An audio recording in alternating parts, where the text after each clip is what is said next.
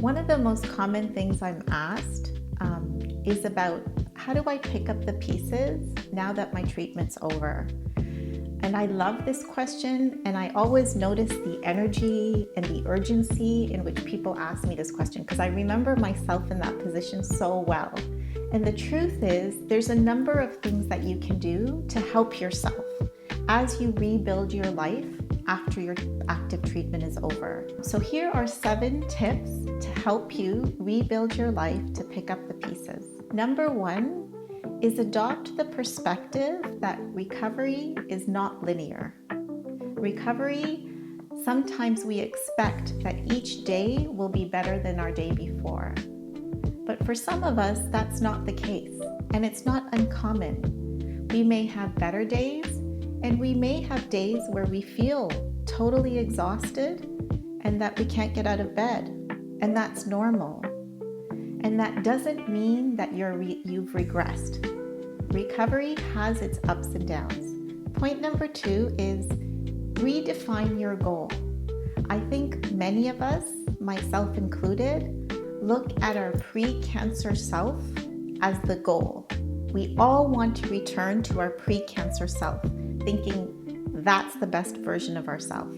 And what I encourage others to always do is don't limit yourself to that person.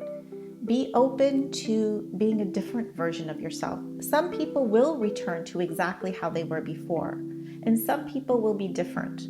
I'll give you an example that I read in a book that really resonated with me. It's like when you're making a puzzle, a jigsaw puzzle, for those of you who do jigsaw puzzles. When you look at the cover of the box, you know exactly what the puzzle is going to look like, and you put the pieces accordingly to match the cover of the box. When you're a cancer survivor, you can look at the cover of the box, but the reality is you won't know what that picture, that complete picture is going to look like until you start picking up the pieces. And it may look different, but reminding ourselves that different isn't bad. Different is just different. And there can be a lot of benefit and beauty in being different than how we were before our cancer. Point number 3, be open to making changes. Changes are healthy, and recognize that you might be making changes to yourself. These might be changes in your physical self, in your mental, emotional, or spiritual self. There may be changes you want to make as you pick up the pieces with your nutrition, with your sleep, with your exercise. And these aren't bad changes. These are for your health and your well-being. Number 4, practice self-compassion. I talked about self-compassion in detail in another video, but I really want to reiterate the importance of being kind, patient to yourself as you go through this process. Like I said, I know we're all urgently wanting to return to well-being, and it will happen, but we need to be kind and patient with ourselves as we go through this stage. Number 5, and this is an important one, harvest your strengths. Each and every one of us have our own strengths. And these are strengths that you may have really clued into during your cancer experience. For some, it might be your positive attitude. For others, it may be the ability to problem solve through barriers and obstacles. For others, it might be advocating for themselves and speaking up about what they want and need. And so recognize your strengths and use your strengths as you navigate through this new stage of picking up the pieces. Number 6 is practice gratitude. Practice gratitude daily. Pause in the middle of your day. Take some time to say out loud, consciously, 3 things that you're grateful for. Write them down and really be with those things that you're grateful for. This practice in itself will be uplifting to help you as you navigate through picking up the pieces of your life.